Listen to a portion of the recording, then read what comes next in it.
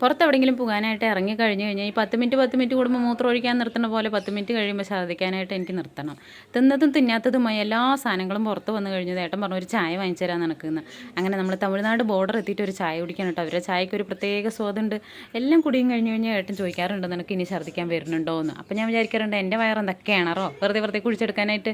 അങ്ങനെ ഏട്ടൻ വാങ്ങി തന്ന ചായയും പരിപ്പോടിയൊക്കെ കഴിച്ച് ഒന്ന് സമാധാനപ്പെട്ടിട്ട് വണ്ടി എടുക്കാമെന്ന് വിചാരിച്ചു. കാരണം വണ്ടി എടുത്തൊരു 10 മിനിറ്റ് കഴിഞ്ഞത് ആദ്യം തുടങ്ങിക്കഴിഞ്ഞാൽ റിസ്ക് അല്ലേ മക്കളെ വെച്ചിട്ട്. അങ്ങനെ ഒരു വീഡിയോ എടുക്കാനായിട്ട് ഞാൻ പോസ് കാണിക്കുകയാണ്. ചിരിക്കുമ്പോൾ നിങ്ങൾ വിചാരിക്കും ചേച്ചി ഛർദ്ദിച്ചാണോന്ന് കേട്ടോ. അത് ഈ ഫോട്ടോയ്ക്കും വീഡിയോയ്ക്കും ഈ എന്നുള്ള പോസ് കൊടുത്ത് അത് ശീലമായിപ്പോയി. അങ്ങനെ നല്ലൊരു മെലോഡി സോങ് കേട്ടുകൊണ്ട് ഞങ്ങൾ പോവുകയാണ് കേട്ടോ. അപ്പോൾ നാത്തൂൻ്റെ അവിടേക്ക് പോവുകയാണ്. പോയി എത്തിയതും ഒരാൾ മീനും കൊണ്ട് ഞങ്ങളെ വരവേൽക്കാനായിട്ട് നിൽക്കുകയാണ് കേട്ടോ. അങ്ങനെ ഇവരുടെ കളിയും ചിരിയും ഒക്കെ കഴിഞ്ഞ് കഴിയുമ്പോഴേക്കും നാത്തൂൻ ഞാൻ പോയിട്ട് കുറച്ച് നേരം കടന്നു. അപ്പോൾ ഭക്ഷണം എടുത്ത് വെച്ചിട്ടുണ്ടെന്ന് പറഞ്ഞപ്പോൾ ചോറും മീൻകറി മീൻ വറുത്തതൊക്കെ കൂട്ടി നമ്മൾ അടിപൊളിയായിട്ട് ലഞ്ച് കഴിച്ചിട്ട് നമുക്ക് അവിടെ കുറച്ച് പർച്ചേസിംഗ് ഉണ്ട്. അതിൻ്റെ കണ്ടിന്യൂഷൻ വീഡിയോ വരുന്നതായിരിക്കും. അപ്പോൾ നമ്മുടെ വീഡിയോ ഇഷ്ടമാണെങ്കിൽ ഒന്ന് സബ്സ്ക്രൈബ് ചെയ്ത് സപ്പോർട്ട് ചെയ്യുക. ബൈ.